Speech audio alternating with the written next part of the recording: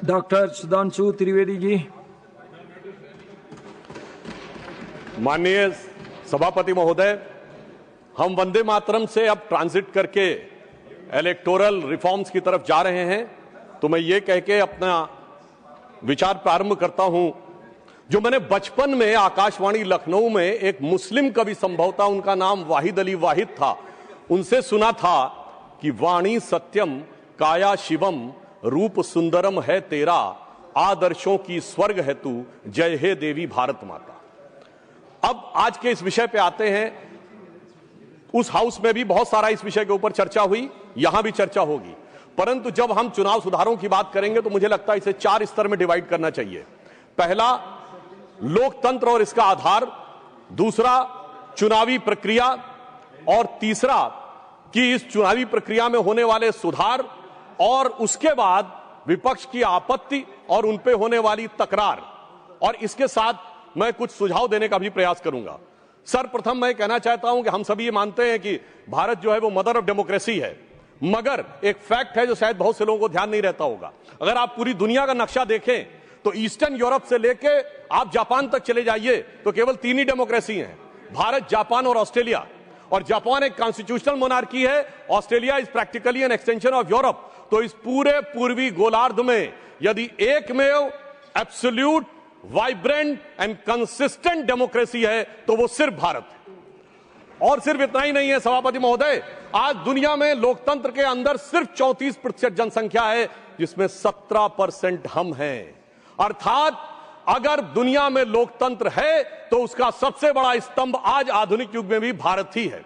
और इसका आधार कई बार हमारे गुलामी की मानसिकता के प्रभाव से हर चीज का आधार विदेश में ढूंढने का प्रयास करते हैं, और मैं बताना चाहता हूं उसका सबसे बड़ा आधार भारत की धर्म और संस्कृति है। इसके लिए मैं कोट करना चाहता हूं फ्रीडम हाउस की रिपोर्ट, जिसको ये लोग बहुत महत्व देते हैं। फ्रीडम हाउस ने अपनी एक रिपोर्ट जो 1999-2000 में उसने लिखी, जिसमें freedom house report about the annual survey of the political right and civil liberties 1999-2000 on page number 10 and 11, वो क्या लिखता, मैं कोट कर रहा हूं, 13 of the 63 countries with the poorest record in terms of political right and civil liberties are predominantly Christians. There is a strong correlation, sir इस पे ध्यान देने की आवश्यकता है, there is a strong correlation between the electoral democracy and Hinduism, and significant number of free and countries which belong to the Buddhist community. और आगे वो लिखता है, sir, the Islamic world remains the most resistant to the spirit of democracy and civil rights. अर्थात आज भी दुनिया ये मानती है कि सबसे ज्यादा अगर है तो लोकतंत्र का आधार भारत में है, और इसके लिए कोई बाहर से, विदेश से देखने की आवश्यकता नहीं है। बाबा साहब अंबेडकर को मैं कोट करना चाहता हूं। बाबा साहब अंबेडकर ने कहा, और कौन सी किताब जिसको ये लोग बहुत ध्यान देते हैं, annihilation of caste, page number 234 पे उन्होंने कहा, I am told that such religious principles as will be in the commencements of the liberty, equality and fraternity. It may not be necessary for you to look for foreign sources and that you can draw such principles from Upanishads. Sir, ये ध्यान देने की आवश्यकता है। बाबा साहब अंबेडकर ने कहा कि समानता, बंधुता और स्वतंत्रता के सिद्धांत के लिए पश्चिम में देखने की आवश्यकता नहीं है, वो उपनिषदों में दिखाई पड़ेगा। मगर क्या बताएं सभापति महोदय, आज भी हमारे कुछ नेता जाके लंदन में खड़े होकर गुहार लगाते हैं कि भारत में डेमोक्रेसी को बचाना है। तो उनके लिए मैं एक लाइन कहना चाहूंगा, अभी साज दिल में तराने बहुत हैं, अभी जिंदगी के फसाने बहुत हैं, डरे गैर पर भीख मांगो न फन की, जब अपने ही घर में खजाने बहुत हैं। अब मैं आगे की बात कहना चाहता हूं। देखिए, चुनावी प्रक्रिया स्वतंत्रता के बाद शुरू हुई और इसमें बहुत सारी चीजों की उस समय समस्या रही होगी। मैंने आदरणीय आडवाणी जी ने एक बार हम लोगों को बताया था कि कैसी कैसी समस्याएं आती थी। उस जमाने में लोग इलेक्टोरल रोल बनाने के लिए जाते थे और महिलाओं का नाम पूछते थे तो डांट पड़ जाती थी, क्योंकि उस समय के समाज में माना नहीं जाता था कि किसी घर की महिला का नाम पूछा जाए। परंतु मैं बताना चाहता हूं सर, चुनावी प्रक्रिया पे सबसे पहली समस्या स्वतंत्र भारत में कहां आई? भारत के इतिहास की पहली इलेक्शन पिटीशन, चुनावी धांधली के विरुद्ध पिटीशन कब दाखिल हुई? 21 अप्रैल 1952। किसने दाखिल की? भारत के लॉ मिनिस्टर रहे बाबा साहब अंबेडकर। और उनके उस पिटीशन को मैं कोट करना चाहता हूं। उसके पैरा 12 में उन्होंने लिखा, the petitioner says that the aforesaid large number of double votes, 74,333 being void, has been a result of corrupt practice and undue influence on the part of the respondent number 1 and 2. Sir बाबा साहब अंबेडकर को 74,333 vote cancel करके 14,000 vote से हारा हुआ declare कर दिया गया। मगर सभापति महोदय, यह तो थी प्रक्रिया, अब इस पर प्रतिक्रिया देखिए। तत्कालीन प्रधानमंत्री जवाहरलाल नेहरू जी की प्रतिक्रिया है। 16 जनवरी 1952 वो लखनऊ से एडविना माउंटबेटन को लेटर लिखते हैं और क्या लिखते हैं कि our success in the Bombay city and the Bombay province has been greater than expected. और सर आगे वो लिखते हैं अंबेडकर हैज बीन ड्रॉप्ड। बड़ी प्रसन्नता उनको होती है कि डॉक्टर अंबेडकर चुनाव हार गए हैं। और इसके बाद वो क्या लिखते हैं कि socialist have joined hand with Ambedkar so they lost their repute. But आगे सर वो बात लिखते, बहुत ध्यान देने की जरूरत है, वो लिखते हैं अंबेडकर है join hand with Hindu communalist. ये चाचा जी की जबानी है ये कहानी कि डॉक्टर बाबा साहब अंबेडकर इनके अनुसार हम लोगों की तरफ से, और इसका सोर्स है selected work of Jawaharlal Nehru series 2 volume 17 page number 37। इसके बाद आगे बढ़ते हैं। सब लोगों को पता है कि जब इंदिरा जी का शासनकाल आया तो उस समय एक अलग प्रकार की समस्या उत्पन्न हुई। भारत के इतिहास में पहला उदाहरण जब किसी प्रधानमंत्री का चुनाव अनियमितता के कारण अवैध घोषित किया गया। उसके बाद हम आगे बढ़ते हैं और जब तक कांग्रेस सत्ता में रही, निर्बाध सत्ता में, तब तक चुनाव सुधार पे कोई विचार नहीं हुआ। चुनाव सुधार पे विचार शुरू होता है 1977 में, जब इलेक्शन कमीशन द्वारा ECIL को इलेक्ट्रॉनिक वोटिंग की संभावनाएं खोजने के लिए कहा जाता है। और फिर इंदिरा जी के समय में 1982 में आर्टिकल 324 में चुनाव आयोग को 50 पोलिंग बूथ के ऊपर इलेक्ट्रॉनिक वोटिंग के बारे में प्रयोग करने के लिए कहा जाता है। फिर राजीव जी के समय में 1988 में 61A में चेंज करके कहा जाता है कि EVM का प्रयोग किया जा सकता है। और 15 मार्च 1989 को राजीव गांधी की सरकार के समय में इसको वैधानिक मान्यता प्रदान की जाती है। मगर अब क्या बताएं सभापति महोदय, कांग्रेसियों के अनुसार कंप्यूटर क्रांति के जनक राजीव गांधी जी के परिवार के लोग अब कंप्यूटर एरा से क्वांटम एरा में आते आते पर्ची से चुनाव कराने के लिए जोर डालने लगे। और यह भी मैं बताना चाहता हूं कि पर्ची के बारे में बहुत सारी चर्चाएं होती थी, कैसे बूथ कैप्चरिंग और मतपेटियां लुटती थी, वो एक अलग विषय है। परंतु मैं यह भी कहना चाहता हूं कि देश की संसद में कई बार चुनाव सुधार के लिए बड़े विधेयक पारित हुए, पर मैं उदाहरण देना चाहता हूं कैसे हुए। एक बार इंदिरा जी का चुनाव गलत सिद्ध हुआ तो सर रेट्रोस्पेक्टिवली चुनाव का सुधार कर दिया गया ताकि किसी भी अदालत का उस पर कोई प्रभाव न पड़े। फिर मैं याद दिलाना चाहता हूं सर, राजीव गांधी जी जब प्रधानमंत्री थे 1989 को उनका चुनाव हुआ अमेठी में, सर गोलियां चली, 21 लोगों पे FIR हुई। और उनके विरुद्ध कौन लड़ रहे थे? राजमोहन गांधी, महात्मा गांधी के पौत्र, और डॉक्टर संजय सिंह जो पूर्व केंद्रीय मंत्री थे, उनको इतनी गंभीर गोली लगी कि प्राणों का संकट उत्पन्न हो गया। और आरोप यह था कि प्रधानमंत्री जी के पक्ष में, और यह पुलिस की गोली नहीं थी, क्रॉस फायरिंग हो रही थी, जिसके बारे में उस समय कई अंतर्राष्ट्रीय मीडिया ने 26 नवंबर को लिखा कि भारत के 42 वर्ष के इतिहास में संभवतः यह सबसे हिंसक चुनावों में से एक। अब इसके बाद अब आइए साहब, इसके बाद हम आगे बढ़ते हैं तो वर्तमान UPA सरकार का दौर आता है। और उस समय बहुत से लोगों को यह तथ्य ध्यान नहीं होगा, वैसे तो नेहरू परिवार और बच्चन परिवार के बीच में बहुत मधुर संबंध थे, पर कभी कभी ज्यादा मिठास होने से डायबिटीज हो जाती है। तो वो दौर था 2006 में जया बच्चन जी की सदस्यता चली गई ऑफिस ऑफ प्रॉफिट के मुद्दे पे, क्योंकि उत्तर प्रदेश सरकार का एक पद था। अब सर यही आरोप लग गया और सोनिया गांधी जी जो उस समय नेशनल एडवाइजरी काउंसिल की चेयरमैन थी, उन पर भी ऑफिस ऑफ प्रॉफिट का विषय लग गया और इस कारण से उनकी सदस्यता भी चली गई। मगर सभापति महोदय, जो आज संविधान की दुहाई देने की बात करते हैं, सोनिया जी जब तक चुनाव दोबारा गईं, लड़के आईं, तब तक चुनाव में संशोधन करके ऑफिस ऑफ प्रॉफिट का नियम ही बदल दिया गया ताकि पीएम ने सुपर पीएम की पदवी को सुरक्षित कर दिया। अब मैं यह भी बताना चाहता हूं सर, उसके बाद वास्तविक अर्थों में चुनाव सुधार की शुरुआत तब हुई जब भारतीय जनता पार्टी शक्तिशाली हुई, 1990 का दशक, और ये देश की यूनिपोलर पॉलिटिक्स बाइपोलर हुई। वोटर आईडी कार्ड 1993 में आया, केंद्रीय सुरक्षा बलों की तैनाती 1996 में प्रारंभ हुई। पहले बूथ वाइज काउंटिंग नहीं होती थी सर, उसमें आसानी जानते क्या होती थी कि अगर किसी मतपेटी में ज्यादा बूथ कैप्चरिंग करके मत डाल दिए तो उसमें काउंटिंग का चक्कर ही नहीं है, सब मिला दिए जाते थे। वो शुरू हुई। अटल जी की सरकार के समय में CCTV का प्रयोग शुरू हुआ, पहले प्रायोगिक तौर के ऊपर, और 2005 से CCTV की परमानेंट CCTV यूज होने लगा। अब इसे महज संयोग ही माने कि 2005 के बाद से कभी राजद और कांग्रेस को बिहार में बहुमत का अधिकार नहीं मिला। जब मोदी जी की सरकार आई तो हमने क्या किया कि जो पॉलिटिकल पार्टीज को कैश डोनेशन मिलता था उसे 20,000 से घटाकर 2,000 किया और सिलेक्टेड उनके ऊपर वीवीपैट की व्यवस्था सुनिश्चित कराई। और मैं ये भी याद दिलाना चाहता हूं, एक पार्टी जो अपने आप को बहुत ईमानदार कहते थे, वो 20,000 की चाय पिलाते थे। अब मुझे लगता है सदन और देश को समझना चाहिए 20,000 की चाय क्यों पिलाते थे, क्योंकि 20,000 तक कैश लेने पर आपको सोर्स नहीं देना पड़ता था। पर मोदी जी ने आकर उन्हें, चाय पिलाने वाले ने आकर उसे 2,000 कर दिया है, तो अब उनकी चाय बड़ी महंगी हो गई है, भले ही 20,000 से 2,000 पे आ गए। और इसलिए वो दौर था जिस जमाने में इलेक्टोरल बॉन्ड नहीं थे। आज इलेक्टोरल बॉन्ड के लिए कहे जो भी कहें, आज न्यायालय ने चाहा तो पता तो लग गया। क्या 2014 से पहले जहाज नहीं उड़ते थे, खर्चे नहीं होते थे? आज न्यायालय चाहे भी तो उसको पता नहीं लगा सकता। कम से कम यह पारदर्शी व्यवस्था हमारी सरकार ने आके की। और इन लोगों की सरकार कब रहती थी सभापति महोदय, जिस जमाने में, और मैं ये भी कहना चाहूंगा, इनकी सरकार कब रहती थी और हमारी सरकार कब है? सर, जब से वोटर आईडी कार्ड आ गए कांग्रेस की सरकार आना बंद, सीसीटीवी आ गए कांग्रेस की सरकार आना बंद, जब से स्वतंत्र जुडिशरी हो गई कांग्रेस सरकार आना बंद, स्वतंत्र मीडिया आ गई कांग्रेस को स्पष्ट बहुमत मिलना बंद। और तो और सर, जब से साक्षरता दर 50% हो गई बहुमत मिलना बंद।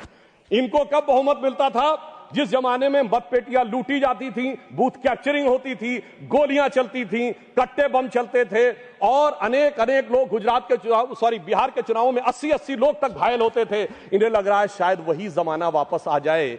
तो मैं उनके लिए पूरी संवेदना से कहना चाहूंगा कि जो पुराना गीत था, गुजरा हुआ जमाना आता नहीं दोबारा, हाफिज सईद तुम्हारा। और अब मैं इसके बाद यह विषय कहना चाहूंगा कि जो इसके ऊपर आपत्ति की राजनीति की जाती है, आज मतदाता सूची को लेकर कांग्रेस आपत्ति कर रही है। मैं याद दिलाना चाहता हूं, 18 दिसंबर 1950 को डॉक्टर बाबा साहब अंबेडकर ने कहा कि जो इलेक्टोरल रोल्स हैं उनका हर 6 महीने में होना चाहिए रिवीजन। पर उनका कहना था व्यवहारिक दृष्टि से मुश्किल है तो 1 साल या 2 साल में कर दिया जाए। मगर सभापति महोदय, ये 20 साल में भी करने को तैयार नहीं है और उसके बाद ये आरोप लगा रहे हैं। तो मैं इनसे पूछना चाहता हूं, अभी हमारे सम्मानित सदस्य कह रहे थे कि 45 दिन के बाद वो नहीं करते, उसका जवाब गृह मंत्री जी वहां पर दे चुके हैं। उन्होंने साफ साफ कहा 1991 में जो चेंजेस किए थे नरसिम्हा राव सरकार में, उसमें कोई भी एविडेंस, कोई भी पिटीशन 45 दिन तक ही हो सकती है। परंतु मैं पूछना चाहता हूं महोदय, बिहार के तो 45 दिन हुए, आज 45वां दिन है, क्यों नहीं अभी तक सीसीटीवी के लिए एप्लीकेशन दी है?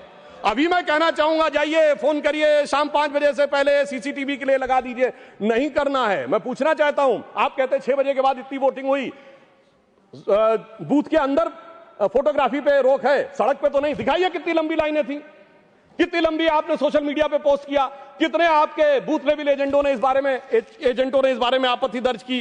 परंतु सभापति महोदय, इसमें से कुछ भी नहीं करना है, केवल बवाल करना है। इनकी स्थिति क्या है? जैसे कोई बच्चा है, क्योंकि मैं टीचर रहा हूं तो मैं कहना चाहता हूं, कोई बच्चा है वो कहे मेरे नंबर कम आए, तो तरीका क्या है? स्कूटनी का फॉर्म भरो ना। स्कूटनी का फॉर्म थोड़ी भरूंगा, मैंने बयान दे दिया, इतना काफी है। मगर एग्जामिनेशन कंडक्टिंग बॉडी मेरी दोबारा कॉपी जांच के दे दे। चलिए मैं दूसरा उदाहरण देता हूं। क्रिकेट का मैच हो रहा है और टीम को लगा कि बैट्समैन आउट था, अंपायर ने नॉट आउट दिया, तो क्या है? रिव्यू डिसीजन में जाओ ना। रिव्यू डिसीजन में नहीं जाऊंगा, मैंने प्रेस कॉन्फ्रेंस कर दिया, अब थर्ड एम्पायर अपने आप डिसीजन दे दे। मुझे लगता है वो लोग क्यों नहीं जाना चाहते, उसमें और कोई कारण नहीं है। अभी तक लोकतंत्र को वो समझ नहीं पाए हैं कि एक चाय वाले ने आकर जो स्थान ग्रहण कर लिया है, तो जो साहिब आलम थे, जो फर्जंद अंजुमन थे, जो वली अहद सल्तनत थे, जो मानते थे राज करना उनका जन्मसिद्ध अधिकार है, वो इन चीजों के ऊपर अभी तक तय नहीं कर पाए। अब मैं दूसरी बात बताना चाहता हूं सर, बड़ी विचित्र बात है, एक बार कांग्रेस पार्टी के बड़े नेता विदेश जाते हैं, फिर आके एक सो कॉल्ड हाइड्रोजन बम फोड़ते हैं, फिर लौट के जाते हैं दूसरा बम फोड़ते हैं। पर मुझे आश्चर्य लगता है सर, कर्नाटक के मुद्दे पे प्रेस कॉन्फ्रेंस होती है और वो दिल्ली में होती है। कर्नाटक में आपकी सरकार है, न वहां का सीएम, न डिप्टी सीएम, न प्रदेश अध्यक्ष, और आपके तो राष्ट्रीय अध्यक्ष भी कर्नाटक से हैं सभापति महोदय, वो भी नहीं रहते हैं। और कर्नाटक में पीसी होती है और उन्होंने कहा हाइड्रोजन बम फोड़ेंगे। तो इस पे मुझे याद आता है, एक पाकिस्तान के मंत्री थे, शायद वो राशिद चौधरी उनका नाम था, जिन्होंने कहा था हमारे पास पाव पाव भर के एटम बम है। मगर मुझे लगता है जो कांग्रेस ने हाइड्रोजन बम छोड़ा वो शायद पाव भर का नहीं, छटाक भर का भी नहीं था। और वैसे मैं ये भी बता देना चाहता हूं, आप जब सरकार में थे तब भी बम नहीं छोड़ पाए थे। 1974 का परमाणु विस्फोट बम के लिए नहीं हुआ था। सरकार का ऑफिशियल बयान था कि ये केवल शांतिपूर्ण कार्यों के लिए हुआ है। ऑन द कॉन्ट्रेरी 11 और 13 मई 1998 को अटल जी की सरकार ने जब किया तो भारत ने कहा था we are the nuclear state. तो हाइड्रोजन बम सरकार में भी हम ही ने बनाया था और आप न विपक्ष में कर पा रहे हैं न सत्ता पक्ष में रहकर कर पा रहे थे। अब मैं दूसरी बात कहना चाहता हूं, जो वोट चोरी की बात बहुत होती है, तो मैं याद दिलाना चाहता हूं बिहार का चुनाव संपन्न हुआ है। कोई कहे चोरी हो गई तो उसके पास कुछ होना चाहिए सामान जिसकी चोरी हो गई। तो मैं आंकड़ा रखना चाहता हूं सदन के सामने, विगत 35 सालों से किस ढंग से कांग्रेस का वोट घट रहा है। 1990 में 71 सीटें जीती, 24% वोट, 103 पे जमानत जब्त। 1995 29 सीटें जीती, 16% वोट, 167 पे जमानत जब्त। सन 2000 में 23 सीटें जीती, 11% वोट, 231 पे जमानत जब्त। 2005 में पूरी सीटें लड़े नहीं, कुल लड़े 58, जिसमें जीते 9, 6% वोट। और 2010 में सर 4 सीटें जीते, 6% वोट पाया, 216 पे जमानत जब्त। भाई साहब मैं पूछना चाहता हूं आपके पास था क्या जो चोरी हो गया? इसीलिए मुझे एक चीज याद आती है, जो हमारे ग्रामीण क्षेत्रों में एक कहावत है कि जब वो चोरी की गुहार लगाते हैं तो फटक चंद गिरधारी, ना लुटिया ना थारी, और चौराहे पे चीख रहे हैं चोरी हो गई हमारी। अब मैं ये भी बताना चाहता हूं सर, एक बात और इससे अच्छी हो गई, जब इन्होंने मतदाता सूची पर आरोप लगाना शुरू किया है, इसका अर्थ यह हो गया सर ईवीएम के आरोप से विड्रॉ कर लिया है। क्योंकि ये तो कहते थे ईवीएम में गड़बड़ है, बटन दबाते हैं वोट भाजपा को पहुंच जाता है। यदि इनका आरोप सही माना जाए, मैं एक बात कह रहा हूं, यदि इनका आरोप सही माना जाए, अगर ईवीएम मैनेज थी तो किसी को वोटर रोल मैनेज करने की जरूरत क्या है? या तो वो सच था या ये सच है। हकीकत न वो सच था न ये सच है। इनके दिमागों में जैसे आज ईवीएम से पीछे हटे हैं, हकीकत में क्या है इनकी स्थिति सभापति महोदय ये है, ये कहावत होती है नाच न जाने आंगन टेढ़ा, मगर सर इन पे लागू नहीं होती है। ये कहते हैं आंगन ही नहीं टेढ़ा है, छत भी टेढ़ी है, दीवार भी टेढ़ी है, जमीन भी टेढ़ी है, छज्जा भी टेढ़ा है, खंभा भी टेढ़ा है, पर क्या करें टेढ़ा है पर मेरा है। सभापति महोदय वास्तविकता में इन्हें अपना दिमाग जो टेढ़ा हो गया है उसे सीधा करने की आवश्यकता है। और अंदर लाइटर नोट में एक और बात कहना चाहूंगा, प्राचीन काल में अश्वमेध यज्ञ होता था, तो अश्वमेध यज्ञ का घोड़ा छोड़ा जाता था। मैं यहां कैवियट लगा कह दूं, मैं किसी के व्यक्तिगत अपमान के लिए नहीं, उपमान के लिए कह रहा हूं, ठीक, फॉर द सिमिली। सर वो जब छोड़ा जाता था तो जहां जाता था वहां विजय का मार्ग प्रशस्त कर देता था, पर इनके पास एक ऐसा अश्वमेध यज्ञ का घोड़ा है जो जहां जाता है पराजय का मार्ग प्रशस्त कर देता है। और मैं यह भी कहना चाहता हूं, सिर्फ हमारे नहीं, भारतीय जनता पार्टी से नहीं, सर केरल में तो हम नहीं हैं, सत्ता में कभी नहीं आए। केरल में एक बार लेफ्ट फ्रंट आता था, एक बार यूडीएफ आता था, पर जब से ये वहां पहुंचे हैं ऐसा यज्ञ किया है कि इस बार एलडीएफ दोबारा आ गया। मैं पूछना चाहता हूं केरल में वोट चोरी किसने कर ली मेरे भाई बताओ? क्योंकि कारण क्या है कि जो इन बात को समझने के लिए तैयार नहीं रहते हैं, उसका एक कारण। दूसरा ये कहते हैं परसेंटेज ऑफ वोट हमारा बड़ा, देखिए नजदीक था फिर भी सीटें क्यों कम हो गई, उसका कारण है इनको वोट का वितरण देखना चाहिए। मैं उदाहरण देना चाहता हूं, हरियाणा में सबसे बड़ी जीत किस कॉन्स्टिट्यूएंसी में हुई? हुड्डा साहब नहीं जीते, फिरोजपुर जिरका में मम्मन खान 98,000 से जीते। झारखंड में सबसे बड़ी जीत कहां पे हुई? वहां पे पाकुड़ क्षेत्र में निशात आलम 86,000 से जीते। दिल्ली में आम आदमी पार्टी के मटिया महल में 42,700 से जीते आले मोहम्मद इकबाल। और लोकसभा चुनाव में सबसे बड़ी जीत असम की धुबरी सीट पर कांग्रेस के रकीबुल हसन 10,25,000 से जीते। तो मैं इनसे कहना चाहता हूं आपका वोट का वितरण समान नहीं है, कहीं कहीं ज्यादा गहरा है। जहां दिल का रिश्ता ज्यादा गहरा है वहां वोट ज्यादा गहरा है। जब आप उसको समझ पाएंगे तो ये वोट परसेंटेज के अंतर को आप भली भांति समझ सकते हैं। और मैं एक और बात कहना चाहता हूं कि जो लोग आज वोट का आरोप लगाते हैं सभापति महोदय, वो खुद का चुनाव कैसे कराते हैं? 6 सितंबर सन 2022 को खड़गे जी के अध्यक्ष का चुनाव हुआ, मीडिया में रिपोर्ट आई कि 22 कांग्रेस के नेताओं ने लिख के दिया कि भाई साहब वो जो मतदाता सूची है कांग्रेस के अंदरूनी चुनाव की वो तो बता दीजिए। और मतदाता सूची कांग्रेस ने अंदरूनी चुनाव की नहीं दिखाई। और वो लोग कह रहे हैं कि 28 पीसीसी हैं प्रदेश कांग्रेस कमेटियां, क्या सबके पास जा जाकर हमें वो लेनी पड़ेगी?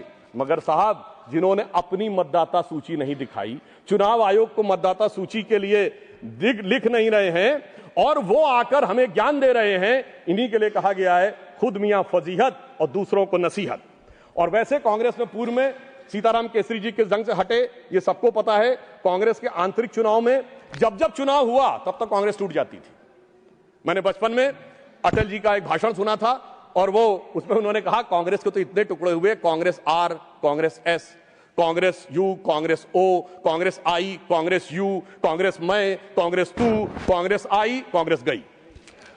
अब ये मैं बताना चाहता हूं, ये इकलौती पार्टी है जिसने महोदय राष्ट्रपति चुनाव में अपने अधिकृत उम्मीदवार को हरवा दिया। देखिए चुनाव और संविधान के प्रति कितनी इनके अंदर, अच्छा, और उस विषय का उल्लेख दूसरे सदन में कर चुके हैं गृह मंत्री जी कि 1946 में किस ढंग से नेहरू जी चुनाव जीते। मगर महत्वपूर्ण बात यह है, यह विश्व का इकलौता चुनाव होगा जो 26 अप्रैल 1946 को कैबिनेट मिशन प्लान के तहत हुआ था, जिसमें नेहरू जी 0 वोट पाकर बन गए। 1 वोट पट्टाभी रमैया को, 1 वोट कृपलानी जी को और सारे वोट सरदार पटेल को, 0 वोट नेहरू जी को। और सोर्सेस की बात करेंगे, मौलाना आजाद की किताब इंडिया विंस फ्रीडम और कृपलानी जी की किताब माई डेज विद गांधी और India from Curzon to Nehru and thereafter Durgadas की किताब, उसमें जाके एक एक चीज का वर्णन पढ़ लें। मगर महत्वपूर्ण बात क्या है महोदय, महात्मा गांधी चाहते थे कि नेहरू आए, मगर फिर भी प्रदेश कमेटियों ने नहीं भेजा। आज मैं कहना चाहता हूं, सोनिया गांधी जी ने चाहा तो कम से कम प्रदेश कमेटियों ने नेहरू खड़गे जी का नाम तो भेज दिया। मतलब आज सोनिया गांधी जी उस समय की महात्मा गांधी ज्यादा ताकतवर दिख रही हैं और खड़गे जी नेहरू जी से ज्यादा ताकतवर दिख रहे हैं। कम से कम इस बात को इनको समझना चाहिए। और उससे पहले सभापति महोदय, आजादी से पहले के दौर में 1916 में इन्होंने सेपरेट इलेक्ट्रेट मान लिए मुस्लिम लीग के। और आज की जनरेशन को ना पता हो, सर पृथक निर्वाचन क्षेत्र जानते क्या होते थे? कोई रिजर्व कॉन्स्टिट्यूंसी नहीं थी, प्रत्याशी भी मुस्लिम होगा, वोट देने वाला भी मुस्लिम होगा। और उन कॉन्स्टिट्यूंसीज का नाम था मोहम्मडन कॉन्स्टिट्यूंसीज और बाकी का जनरल नहीं, नॉन मोहम्मडन कॉन्स्टिट्यूंसी, जैसे देश मोहम्मडन का ही हो। इसलिए महोदय तब ये इन्होंने पृथक निर्वाचन क्षेत्र बनाए थे। अब ऐसा लग रहा है कि ये घुसपैठियों के लिए पृथक निर्वाचन क्षेत्र बनाने का प्रयास कर रहे हैं। अब जो एसआईआर के ऊपर इनको आपत्ति है, तो मैं सिर्फ एक फैक्ट रखना चाहता हूं, बिहार में सीमांचल से जुड़े तमाम जिलों के अंदर कुल आबादी से 125% आधार कार्ड है। उसके बाद इनको नहीं लगता कि उसकी जांच होनी चाहिए। यदि 5 महीने के अंदर 5-5 लाख लोग रेजिडेंसी के लिए अप्लाई कर रहे हैं और ज्यादातर के आधार कार्ड बंगाल के सीमावर्ती जिलों से बने हुए हैं, इन्हें नहीं लगता कि उसके ऊपर होना चाहिए। मैं याद दिलाना चाहता हूं, अगस्त 2005 में ममता बनर्जी जी, हाँ जी बिल्कुल, आप बैठिए, बिल्कुल साहब, ये सबको पता है, बिल्कुल ये रिकॉर्ड है, आप सुनिए। और ऑथेंटिक बोल रहा हूं सभापति महोदय, अभी इनके लिए और समस्या होने वाली है। सर अगस्त 2005 में भारत की संसद में ममता बनर्जी जी ने भारत के इतिहास में सबसे अलग घटना की, जब स्पीकर के ऊपर फेंक दी थी फाइल। क्योंकि वो कह रही थी घुसपैठियों पे चर्चा नहीं कराई जा रही है। मगर आज ये लोग कैसे बदल गए, इसे देख के मुझे याद आता है सभापति जी कि देख तेरे संसार की हालत क्या हो गई, भगवान कितना बदल गया इंसान। अब मैं ये भी कहना चाहता हूं, मुझे ये समझ में नहीं आता है सभापति महोदय कि ये लोग गैर कानूनी चीजों के साथ क्यों खड़े होते हैं। जब एसआईआर आएगा ये कहेंगे वोटर आईडी नहीं दिखाएंगे। बात रिकॉर्ड पे जा रही है, प्लीज टेक योर सीट। अब सुनिए सर, जब सीए आएगा ये कहेंगे कागज नहीं दिखाएंगे। जब वक्फ बोर्ड आएगा तो ये कहेंगे कि साहब हम जमीन के कागज नहीं दिखाएंगे। मुझे समझ में नहीं आता है कि गैर कानूनी कामों वालों के साथ ये हमेशा खड़े हुए क्यों दिखाई पड़ते हैं। अब संवैधानिक संस्थाओं की बात आती है तो मैं याद दिलाना चाहता हूं, इस देश में चुनाव आयुक्तों की बात आती है तो अटल जी की सरकार एक वोट से गिरी थी। तब चुनाव आयुक्त कौन था? मनोहर सिंह गिल। तुरंत चुनाव क्यों नहीं कराया गया? अप्रैल 99 में सरकार गिरी थी, मई में हो जाने चाहिए थे चुनाव। 6 महीना पीछे क्यों ले जाए गए? ताकि एक वोट की सहानुभूति न मिले। और ये इस जनता का आशीर्वाद और भगवान की कृपा कि सितंबर अक्टूबर 99 में हम दोबारा चुन के आए। और पर्दाफाश हुआ जब वही चुनाव आयुक्त, देश के इतिहास के इकलौते चुनाव आयुक्त जो जाकर दूसरी सरकार में मंत्री बन गए, और वो लोग आकर आज हमें कहने का प्रयास करते हैं कि मंत्री बने। संवैधानिक संस्थाओं की अगर दूसरी बात करें, सुधांशु जी, माननीय चेयरमैन ने कहा है किसी चुनाव आयुक्त पर कोई टिप्पणी न करें। ठीक, अगर ये आपको लगे तो मैं सिर्फ ये कह देना चाहता हूं, इसको विड्रॉ कर लीजिएगा प्लीज। दूसरी बात महोदय, मगर इस देश में संवैधानिक संस्थाओं के साथ क्या हुआ मैं बताना चाहता हूं।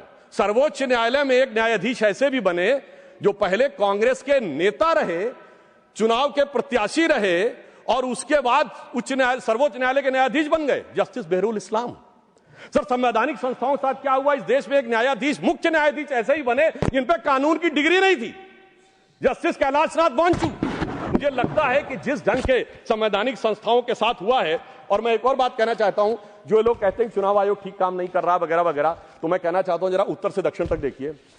चुनाव आयोग कश्मीर में अच्छा काम करता है, पंजाब में अच्छा काम करता है, हिमाचल में अच्छा काम करता है, सर हरियाणा में गड़बड़ कर देता है, फिर उत्तराखंड में गड़बड़ कर देता है, राजस्थान में सर 2018 में सही काम करता, 2023 में गड़बड़ कर देता है, फिर यूपी गड़बड़ करता है, बिहार गड़बड़ करता है, झारखंड ठीक कर देता है। क्या बताएं, मध्य प्रदेश में पहले तो अच्छा किया था, इस बार गड़बड़ कर देता है, छत्तीसगढ़ 18 में ठीक किया था, 23 में गड़बड़ कर देता है, गुजरात तो गड़बड़ करता है, बंगाल बहुत अच्छा कर देता है, फिर तेलंगाना अच्छा करता है सर, फिर तमिलनाडु अच्छा करता है, फिर कर्नाटक अच्छा करता है, केरल अच्छा करता है, असम में गड़बड़ कर देता है। मुझे लगता है कि देश की जनता को मूर्ख समझने का प्रयास नहीं करना चाहिए, ऊपर से अपनी सुविधा के अनुसार जो आप चयन करने का प्रयास करते हैं वो नहीं करना चाहिए। और मैं ये भी बताना चाहता हूं कि इन लोगों की जहां तक बात है, संवैधानिक संस्थाओं में किसका अपमान नहीं हुआ? राष्ट्रपति की ताकत इनके दौर में घटाई गई, कमिटेड जुडिशरी की बात इनके दौर में हुई, और तो और सर प्रधानमंत्री के ऊपर सुपर पीएम इनके जमाने में आके बैठा। भारत के इतिहास में इकलौता उदाहरण, जब दर्जा प्राप्त कैबिनेट मंत्री का दर्जा प्रधानमंत्री से राजनीतिक रूप से ऊपर था और विदेश से आने वाले लोग उनसे मिला करते थे, नेशनल एडवाइजरी काउंसिल का चेयरमैन, तो वो लोग आकर जब कैबिनेट का पर्चा फाड़ा गया वो तो एक अलग बात थी। अब मैं बताना चाहता हूं एक विषय और, कि विषय सिर्फ यहां एसआईआर नहीं है, विषय चुनाव आयोग नहीं है, देश की हर व्यवस्था के बारे में दुष्प्रचार करना है। इन्होंने रफाल के बारे में दुष्प्रचार किया, इन्होंने जाकर उस समय कहा, 20 जुलाई 2018 को लोकसभा में आके कहा कि फ्रांस के राष्ट्रपति से बात हुई और उन्होंने रफाल के लेकर आपत्ति दर्ज की, शाम तक फ्रांस की सरकार का खंडन आ गया। 2019 में इसी मुद्दे के ऊपर चौकीदार चोर कहने पे सर्वोच्च न्यायालय से माफी मांगनी पड़ी। अगर उसके बाद आप देखें, इन्होंने सर्जिकल स्ट्राइक पर सेना के बारे में दुष्प्रचार किया, बालाकोट में एयरफोर्स के बारे में दुष्प्रचार किया, और उसके बाद अगर आप देखें तो इन्होंने भारत की अर्थव्यवस्था को लेकर कहा, एचएएल के बारे में दुष्प्रचार किया। सर एचएएल के पास आज 81,000 करोड़ के ऑर्डर्स हैं। इन्होंने कहा एलआईसी बर्बाद हो गई। सर एलआईसी ने 31,000 करोड़ का ऑल टाइम हाई प्रॉफिट किया है। इन्होंने SBI, state bank of India के बारे में कहा, sir state bank of India ने प्राइवेट सरकार मिला के 77,000 करोड़ रुपए का प्रॉफिट किया है। इन्होंने कहा कोविड के बारे में दुष्प्रचार किया। उसके बाद इन्होंने राम मंदिर के मुहूर्त के बारे में किया। अर्थात मैं ये कहना चाहता हूं, इनका उद्देश्य कोई ना कोई बहाना ढूंढकर सरकार के विरुद्ध बिना बात के प्रचार करते रहना है। इसलिए मैं एक पंक्ति इनके लिए कहना चाहूंगा, वो पैरवी तो झूठ की करता चला गया। झूठ शब्द अगर गलत हो तो उसे असत्य से रिप्लेस कर दीजिएगा। तो वो पैरवी तो असत्य की करता चला गया, बस उसका चेहरा उतरता चला गया और रंगत समझ में आई, मगर आई देर से, कच्चा था बहुत, रंग उतरता चला गया। अब मैं बताना चाहता हूं सर, बिहार का हाल का संपन्न चुनाव हुआ है। ये लोग वो हैं जो राजनीति का शॉर्टकट करते हैं, जातियों का कॉम्बिनेशन बनाओ, जैसे कभी गुजरात में खाम KHAM, फिर कभी हरियाणा में अजगर, तो कर्नाटक में अहिंदा, तो कभी यूपी बिहार में MY। तो एक जमाने में लालू प्रसाद यादव जी कहे थे कि बिहार में भूरा बाल साफ कर रहा हूं, 4 जातियों का नाम लेकर। मगर सर उनके पिताजी बेटे ने कहा, अरे काहे परेशान हो रहे हैं, बेटे ने तो सर काम ही खत्म कर दिया, उसने भूरा बाल नहीं पूरा बाल साफ करवा दिया, मुंडन करवा दिया। तो इसलिए मुझे लगता है उसको उसकी आवश्यकता ही नहीं है। और मैं अंत में सभापति महोदय कुछ सुझाव भी देना चाहता हूं। आज इलेक्शन जिस दौर में पहुंच गया है, टेक्नोलॉजी इस दौर में पहुंच गई है, AI का दुरुपयोग होने की संभावना अगले लोकसभा चुनाव तक बहुत हो जाएगी। मुझे लगता है इस बारे में सरकार निश्चित रूप से कोई ना कोई कदम उठाएगी, और जो लोग पब्लिक प्लेटफॉर्म्स में हैं उनको अपने AI सिग्नेचर्स यानी AI प्रिंट्स के बारे में ऑथेंटिक रूप से स्टैब्लिश करने के बारे में विचार करना चाहिए, क्योंकि अन्यथा ये आने वाले समय में वॉइस रिकॉग्निशन और अन्य चीजों में प्रॉब्लम हो सकती है। दूसरा, मेरा मानना है कि जो सर्टिफाइड जो मान्यता प्राप्त राजनीतिक दलों के प्रत्याशी नहीं हैं, उनके नामांकन के लिए जो संख्या निर्धारित है उसे कुछ बढ़ाना चाहिए प्रस्तावकों की, ताकि गंभीर लोग आ सकें। जो राजनीतिक दल मान्यता प्राप्त करना चाहते हैं उनके भी सपोर्टर्स की एक सब्सटेंटिव संख्या दिखानी चाहिए, ताकि ईमानदारी से जो लोग राजनीति करना चाह रहे हैं वही लोग उसमें आ सकें। दूसरी बात मैं ये भी कहना चाहूंगा सर, जिस प्रकार के शब्दों का प्रयोग होता है राजनीति में उसे अवॉइड करने की कोशिश करनी चाहिए। अब कोई पार्टी कहती है वोट जिहाद, सर ये फर्रुखाबाद में 2024 में सपा की पार्टी के मंच से हुआ था। सर अभी चुनाव में, जुबली हिल्स के चुनाव में कांग्रेस मतलब मुसलमान, मुसलमान मतलब कांग्रेस, ये क्या है सर? मुझे लगता है इसके बारे में हम लोगों को सोच समझकर विचार करना चाहिए। और इसके अलावा कुछ शब्द ऐसे होते हैं जिनमें किंतु परंतु का स्कोप नहीं रहता है। जैसे उदाहरण के लिए, अगर कोई यह कह रहा है कि मोदी जी की बोटी बोटी काट डालूंगा, और इसी बिहार के चुनाव में मोदी जी की माता जी को गाली दी गई। गालियों का अब शब्दकोश भी अवेलेबल है। कम से कम चुनाव सुधारों में अब इन चीजों से हम सबको दलगत भावना से ऊपर उठकर आना चाहिए, अन्यथा वो अराजकता की तरफ, भाषा की अराजकता से समाज में अराजकता की तरफ जा सकते हैं। और मैं एक और बात कहना चाहता हूं सर, जिस ढंग के चुनावी वादे किए जा रहे हैं, कोई कह रहा हर घर को सरकारी नौकरी दे देंगे, और 2024 में सर कांग्रेस ने कहा 8,500 खटाखट खटाखट खटाखट। तो मैं ये बताना चाहता हूं सर, 1 लाख रुपए हर परिवार को देने की बात कहते हैं। भारत की 145 करोड़ की जनसंख्या है सर, 1 मिनट में खत्म कर रहा हूं। उसमें कुल मिला के 31 करोड़ परिवार हैं, यानी 31 लाख करोड़ बांटेंगे, और भारत की रेवेन्यू रिसीव 2024 में 27 लाख करोड़ थी। इससे बात समझ में आ जाता है कि वो किस प्रकार से लोगों में भ्रम पैदा करने का प्रयास कर रहे हैं। पर अंत में मैं ये कहना चाहता हूं कि आप जिस प्रकार के लोगों को साथ में लेकर सोच रहे हैं कि आप चुनाव जीत जाएंगे, यह भविष्य में आपके लिए बहुत बड़ी चुनौती बनेगी। एक उदाहरण सर मैं अवश्य देना चाहूंगा। सिलहट का चुनाव हुआ था, भारत के इतिहास में इकलौता चुनाव जिसमें यह तय होना था विभाजन से पहले कि वो भारत में रहेगा कि बांग्लादेश में। वोटिंग होनी थी, और उस समय जोगेंद्रनाथ मंडल वहां के नेता थे, और उनकी जाति के लोग वहां अधिक थे। उन्होंने मुस्लिम लीग से समझौता कर लिया, वहां चले गए, और उसके बाद कोई जाके अक्टूबर 1950 में उनका वो पढ़ ले तो साफ समझ में आ जाता है कि जो कट्टरपंथी राजनीति के साथ रहकर बढ़ने का प्रयास करते हैं उनके साथ क्या होता है। और अंत में सभापति महोदय, मैं सिर्फ ये कहना चाहूंगा कि आप सब लोग इस विषय पे साथ आइए, वर्तमान के चक्कर में भविष्य को मत बिगाड़िए। अटल जी की कविता थी, भरी दोपहरी में अंधियारा, सूरज परछाई से हारा, वर्तमान के मोह पाश में आने वाला कल न भुलाएं, आओ मिलकर दिया जलाएं। और अंत में मैं एक और बात सर कहना चाहता हूं, एक पंक्ति, ये देश बदल रहा है। स्वामी विवेकानंद ने कहा था कि उनके शरीर छोड़ने के 1 शताब्दी बाद ये देश उभरेगा। श्री अरविंदो ने कहा था कि 175 वर्ष का यह संक्रमण काल है जो रामकृष्ण परमहंस के जन्म से प्रारंभ हुआ 1836 से 175 जोड़िए 2012 में भारत अब नया स्वरूप ले रहा है।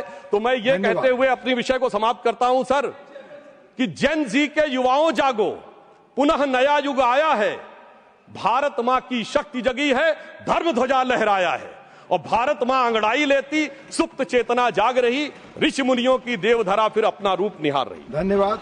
सुश्री दोला सेन, सुश्री दोला सेन, क्या दोला जी 1 मिनट, क्या राजीव जी क्या जी की स्पीच में एक थोड़ा सा स्पष्टीकरण आपके माध्यम से मैं चाहता हूं। इन्होंने कहा कि जो 74 का परमाणु विस्फोट, हालांकि चर्चा चुनाव पक्ष पे थी, लेकिन इन्होंने फिर भी कहा कि 74 का परमाणु विस्फोट कहा गया था कि शांतिपूर्व उससे किया गया प्रयासों के लिए। धन्यवाद। क्या जो नहीं जो अटल जी के जमा 98 में हुआ था वो क्या कहते, उसमें क्या ये नहीं कहा गया? धन्यवाद, किया गया। और दूसरी चीज ये क्या हाइड्रोजन बम है हमारे पास? आप नाम कर दीजिए दोनों चीजें। आप सत्तारूढ़ दल के और रक्षा मंत्री के करीबी हैं, इसलिए दोनों बातें बता दीजिए। दोनों ने अनाउंस कर दिया, भारत सरकार ने कहा शांति। धन्यवाद सर। 98 में 11 और 13 मई को हुआ, हमने 3। दोला जी आप बोले, अब दोनों को अलाउ कर आप बोले।